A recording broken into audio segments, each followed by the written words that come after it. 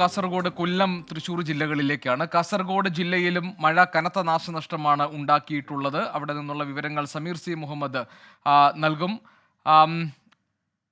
മഞ്ചേശ്വരം, നീലേശ്വരം താലൂക്ക് ആശുപത്രി കെട്ടിടത്തിന് മുകളിൽ മരം കടപുഴകി വീണു. കയ്യൂർ, ഞണ്ടാടിയിൽ കാറ്റിൽ വ്യാപക നാശനഷ്ടം ഉണ്ടായിട്ടുണ്ട്. സമീർ സി മുഹമ്മദ് കാസർഗോഡ് നിന്നുണ്ട് വിവരങ്ങൾ നൽകാൻ. സമീർ, കാസർഗോഡ് എവിടെയൊക്കെയാണ് മഴക്കെടുതികൾ? സമീർ, കാസർഗോഡ് ഏതൊക്കെ മേഖലകളിലാണ് മഴ കാര്യമായി ജനജീവിതത്തെ ബാധിച്ചത്?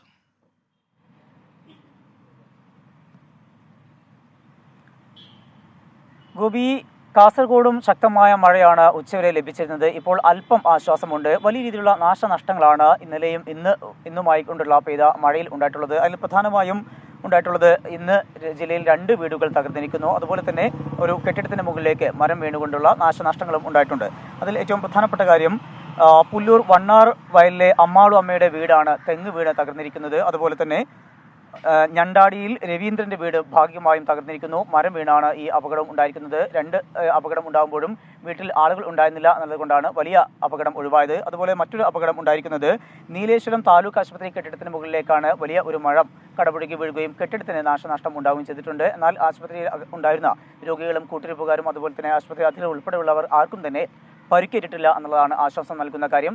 ജില്ലയിൽ വലിയ രീതിയിലാണ് കാർഷിക നാശം ഉണ്ടായിരിക്കുന്നത്. അതിലേറ്റവും പ്രധാനപ്പെട്ട കാര്യം ഞണ്ടാടിയിൽ ഉണ്ടായിട്ടുള്ള ശക്തമായ കാറ്റിൽ തെങ്ങ്, അതുപോലെ തന്നെ കവുങ്ങ്, റബ്ബർ, വാഴ ഉൾപ്പെടെയുള്ള കൃഷിനാശങ്ങളാണ് ഉണ്ടായിട്ടുള്ളത്. ജില്ലയിൽ പ്രധാനപ്പെട്ട മറ്റു നിർദ്ദേശങ്ങൾ വന്നിരിക്കുന്നത് ഹൈഡൽ ടൂറിസം അതുപോലെ തന്നെ ഹിൽ ടോപ്പ് ടൂറിസത്തിനുമുള്ള കർശനമായിട്ടുള്ള നിയന്ത്രണമാണ്. ഇനിയൊരു മുന്നറിയിപ്പ് ഉണ്ടാകുന്നതുവരെ മലയോര മേഖലയുമായി ചേർന്ന് പ്രവർത്തിക്കുന്ന ടൂറിസം കേന്ദ്രങ്ങളും അതുപോലെ തന്നെ ജലാശയവുമായി ബന്ധപ്പെട്ട് പ്രവർത്തിക്കുന്ന ടൂറിസം കേന്ദ്രങ്ങളും പ്രവർത്തിക്കരുത് എന്നുള്ള കർശനമായിട്ടുള്ള നിർദ്ദേശമാണ് ജില്ലാ ഭരണകൂടം നൽകിയിരിക്കുന്നത്. ഏറ്റവും പ്രധാനപ്പെട്ട മറ്റൊരു കാര്യം കൂടിയുള്ളത് ജില്ലയിൽ ഈ തീരദേശ മേഖലയാണ്. കടലാക്രമണത്തിനുള്ള സാധ്യതയുണ്ട്. അത്തരം സാഹചര്യങ്ങളിൽ അതുമായി ബന്ധപ്പെട്ടുള്ള ജാഗ്രതാ നിർദ്ദേശവും ജില്ലാ ഭരണകൂടം നൽകിയിട്ടുണ്ട്.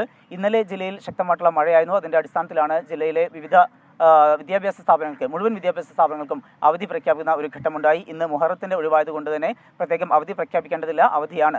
എന്നാൽ ഈ വിധത്തിലുള്ള മഴ തുടരുന്ന ഘട്ടമുണ്ടാവുകയാണെങ്കിൽ ഒരുപക്ഷെ നാളെയും അവധി ഉണ്ടാകാനുള്ള സാധ്യത നിലനിൽക്കുന്നുണ്ട്. നിലവിൽ നാളത്തെ അവധി ജില്ലാ ഭരണകൂടം പ്രഖ്യാപിച്ചിട്ടില്ല, ജില്ലാ കലക്ടർ പ്രഖ്യാപിച്ചിട്ടില്ല. കനത്ത ജാഗ്രതയോടുകൂടി തന്നെയാണ് കാസർഗോഡ് ജില്ലയും മുന്നോട്ട് പോകുന്നത്. മഴ ശക്തമായുള്ള സാധ്യത തന്നെയാണ് ഉള്ളത്. മുഹമ്മദാണ് വിവരങ്ങൾ നൽകിയത് കാസർഗോഡ് നിന്ന്.